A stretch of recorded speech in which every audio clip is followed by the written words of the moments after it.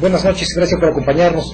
Soy Macario Lozano y este es tu programa Jornal 2030. Violeta, buenas noches, ¿cómo estás? ¿Qué tal, Macario? Bien, gracias, buenas noches. Muy apenado antes que nada con ustedes y les ofrecemos mil disculpas por lo ocurrido hace 8 días. Fallas técnicas nos impidieron presentar en términos normales este bloque inicial. Vamos a repetirlo completo por la relevancia del tema, por el respeto a ustedes y también por el respeto a las personas que se molestaron en darnos su opinión sobre un tema relevante para el país. Así es el tema de la propuesta que ha enviado el Ejecutivo sobre la reforma fiscal y vamos a verlo y regresamos con ustedes. Entre las virtudes que tiene, pues es el tratar de ver que el que más tiene dé un poco más. Sí, ello para qué, para hacer un poquito más distribuible la riqueza. Si bien tiene por ahí algunos bemoles, como por ejemplo el que se vaya a gravar al depositante en una institución de crédito.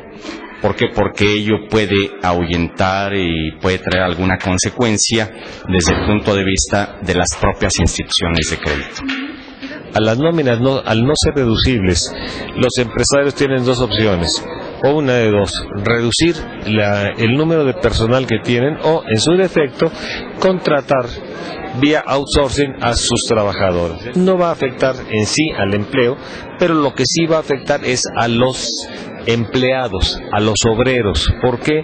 Porque al ser contratados por una organización de outsourcing, ellos automáticamente, aunque van a estar registrados en el Seguro Social, pero ya no van a estar en el estrato correspondiente, sino van a estar en el estrato menor, ya no van a tener sus prestaciones de jubilación y otras que les corresponden, solamente van a tener sus prestaciones de atención médica, básicamente, y servicios inmediatos, y a la larga van a perder esos efectos que ellos tienen derecho por antigüedad. Los indocumentados que mandan sus recursos aquí a México, estamos hablando de más de 20,000 millones de dólares, y eso al depositarse en el banco va a tener un impuesto del 2%, equivalen a $400,000 que se pueden perder. ¿Por qué?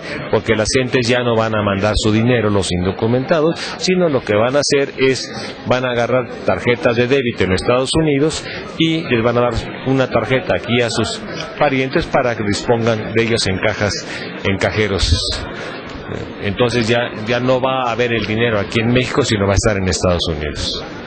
Debemos reconocer que México como país tiene una de las tasas más bajas en cuanto a recaudación fiscal, y ahora la innovación en el sentido de los diferentes 3 impuestos pues sí hará que se incremente la recaudación. ¿Cómo? Afectando a las empresas, afectando a quienes tienen una actividad económica y que depositan en cuentas de bancos, no así afectando al consumidor. Entonces, en ese sentido, muchas de las empresas que ya pagaban impuestos ahora probablemente van a pagar el doble o el triple de lo que pagaban anteriormente.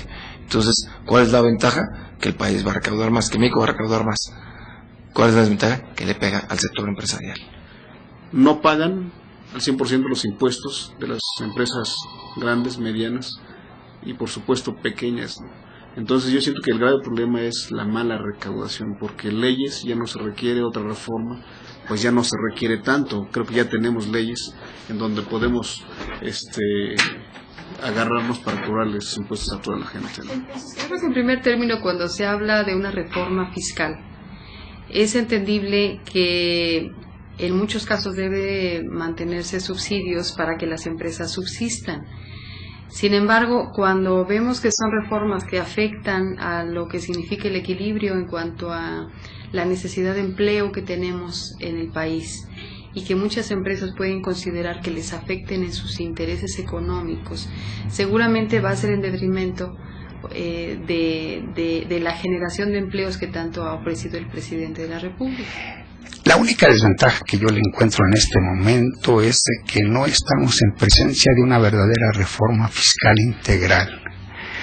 Estamos en presencia de una medida importante que va a marcarnos para el año que entra y para los próximos años, pero que al final del día es un parchezote dentro de toda la estructura que tenemos actualmente. obviamente, en términos también de condiciones de bienestar de la población, se debe de tener cuidado de que estas modificaciones de carácter fiscal que están inmersas en esta propuesta de reforma hacendaria también no vayan a afectar a los sectores sociales más vulnerables, a los sectores sociales económicamente más débiles del país.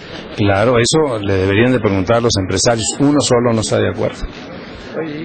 Porque es un 3% de 2 billones, son 600,000 millones que le van a sacar a las... ¿De dónde? Nosotros, el impuesto sobre la renta se conserva, el 2% de la nómina se conserva. Creo que quieren negociar quitar el 2% de la nómina, pero ahí afectarían a los estados. Hay partidos que no están de acuerdo. El propio PRI se ha pronunciado que en principio no está de acuerdo. Estamos hablando de trabajadores industriales, 1.750.000. No a los trabajadores, a los empresarios que dan el empleo.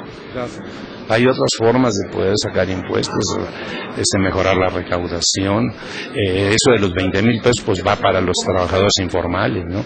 Pero esto es muy delicado para la inversión, ni más para el Estado de México. Nadie puede estar en desacuerdo que el gobierno recaude mayores impuestos, que se allegue mayores recursos, porque el país necesita, hay un gran déficit entre lo que se necesita y lo que hay. Lo que está en cuestión, lo que es debatible, es si la reforma, los propósitos que tiene y como fue planteada, va a contribuir a resolver estos problemas de carencia de recursos, pero también no va a tener efectos adversos en otros aspectos, ¿no? Sobre todo porque una de las principales críticas que se han hecho es que no se está buscando aumentar la base de contribuyentes, es decir, que no seamos los que siempre pagamos impuestos los que sigamos contribuyendo, sino que aquellos que están en la informalidad o que por alguna u otra razón no están cubriendo lo que les corresponde, lo hagan. Hay mucha preocupación porque puede, sobre todo el aspecto específico de la no deducibilidad de las nóminas, es decir, hasta ahora las empresas pueden deducir como gastos todo lo que pagan a sus trabajadores.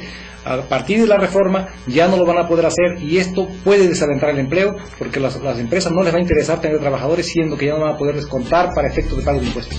No, y además puede generar también que, por supuesto, pierdan muchos derechos, que se contraten bajo otro régimen, de tal manera que no van a poder generar derechos que actualmente la ley les otorga y que después deriva en una jubilación.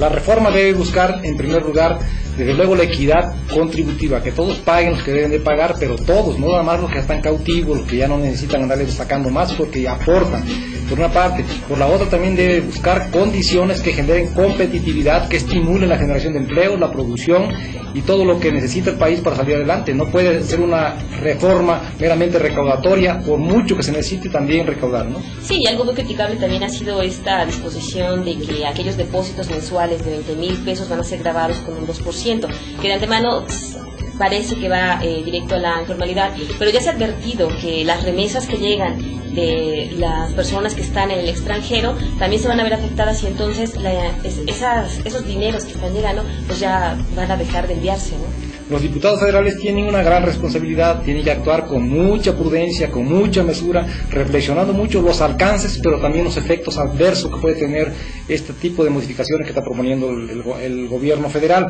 porque de lo contrario, más carga a las empresas, que ya son cautivas, sobre todo a las pequeñas, a las medianas, incluso y mucho más a las microempresas, que ya están muy castigadas y que necesitan elevar su competitividad, con más cargas financieras, con más costos, van a perder competitividad.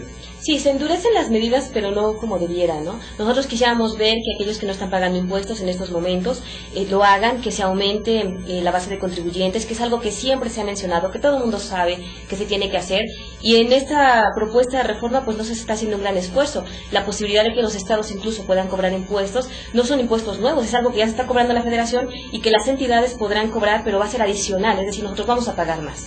Por dos vías el gobierno federal puede allegarse más recursos. Por una parte, siendo eficaz en el cobro de los que ya son cautivos, pero incorporando a los que no son, a los que están en informalidad, sobre todo a los grandes intereses que mueven la informalidad, no tanto a los que andan vendiendo, que también son empleados, por una parte. Por la otra, hay un grave problema de contrabando que tiene que ver con la corrupción y que no paga impuestos. También ahí es un hueco enorme que deben de tapar, que deben de cubrir.